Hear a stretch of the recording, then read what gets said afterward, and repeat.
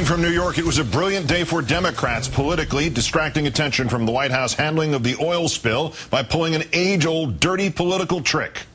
They let Republicans talk. In our fifth story tonight, man, did it work, revealing the pained contortions of the GOP, now the GOBP, is going through as the defender of big oil. It began with an apology. Sorry our beaches got in the way of your oil. Sorry the birds and the turtles and the Louisianans inhaled so much of it. Almost. Texas Congressman Joe Barton, ranking member of the Energy and Commerce Committee, apologized to BP's CEO Tony Hayward for what happened at BP's meeting with the president yesterday, at which BP agreed to create a $20 billion escrow fund for compensating Gulf Coast residents impacted by the disaster. And I'm ashamed of what happened in the White House yesterday. I think it is a tragedy of the first proportion that a private corporation can be subjected to what I would characterize as a shakedown. In this case, a $20 billion shakedown.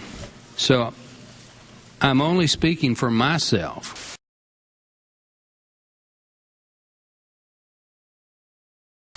I'm not speaking for anybody else, but I apologize. I do not want to live in a country where any time a citizen or a corporation does something that is legitimately wrong, is subject to some sort of political pressure that is, again, in my words, amounts to a shakedown. So I apologize. Because it's one thing when a president puts an accused criminal in prison forever without a trial, but when he asks a convicted criminal to put some of its profits into a bank account, he's gone too far. Because it's one thing when a president puts an accused criminal in prison forever without a trial, but when he asks a convicted criminal to put some of its profits into a bank account, he's gone too far. Bustin'. And because Republicans, the GOBP, are more concerned with the rights of criminal corporations than the rights of working class victims, Congressman Barton argued that having the Justice Department, which is investigating BP, in yesterday's meeting about the escrow fund amounted to, in his words, a shakedown.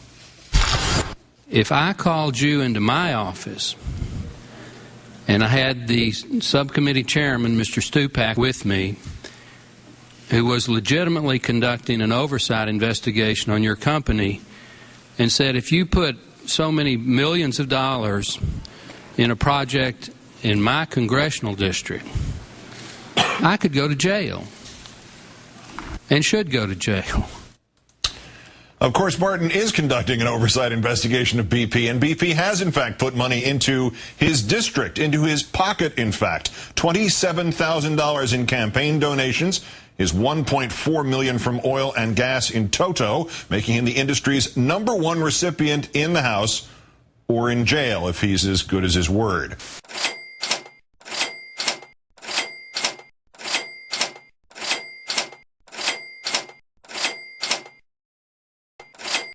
But it was Barton's apology that had Republican representatives like Florida's Jeff Miller calling for Barton to step down as ranking member of that committee. Barton, just hours after his first apology and remarks, insisting he wants BP held accountable, not quite apologizing and not quite grammatically. If anything I've said this morning has been misconstrued in an opposite effect, I want to apologize for that misconstruction.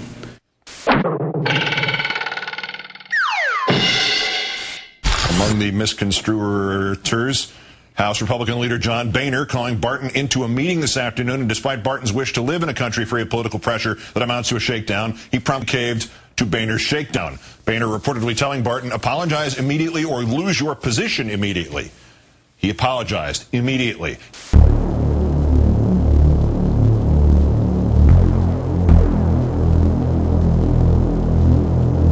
In a statement distributed by Boehner's office, Barton is quoted as saying, I apologize for using the term shakedown with regards to yesterday's actions at the White House in my opening statement this morning, and I retract my apology to BP. Our fifth story tonight, fallout or spillover from Mr. Hayward's testimony and the remarks of House Energy and Commerce lead Republican Joe Barton, with whom we begin. Barton apologized to BP executives yesterday for the White House shaking them down for money to compensate Gulf Coast residents. Then he withdrew the word shakedown and apologized for apologizing after Republican leadership threatened to strip him of his committee leadership post. Today, despite a few outliers like Republican Senate candidate Rand Paul voicing sympathy for Mr. Barton, he continued to draw fire from both parties. The DNC today released a new ad expected to air on both this network and CNN, urging voters to tell Republicans not to apologize to big oil, and used Barton for a fundraising email. Gulf Coast Republican Congressman Joe Bonner of Alabama today released a statement calling for Barton to step aside as ranking member of the Energy Committee. Mr. Bonner wrote that Barton's apology to BP, quote, simply does not reflect the position of the vast majority of House Republicans. In fact, Barton was apologizing for a shakedown, and a shakedown is exactly what the Republican Study Committee, whose membership includes both Bonner and the vast majority of House Republicans, called it just the day before. Bustin'. But while the GOP was apologizing to Hayward, BP was moving him. Chairman Karl-Henrik Svanberg said today that Hayward had made remarks that upset people. Svanberg, who himself called Gulf Coast residents the small people, said Hayward will be replaced as day-to-day supervisor of spill operations by BP Managing Director Bob Dudley.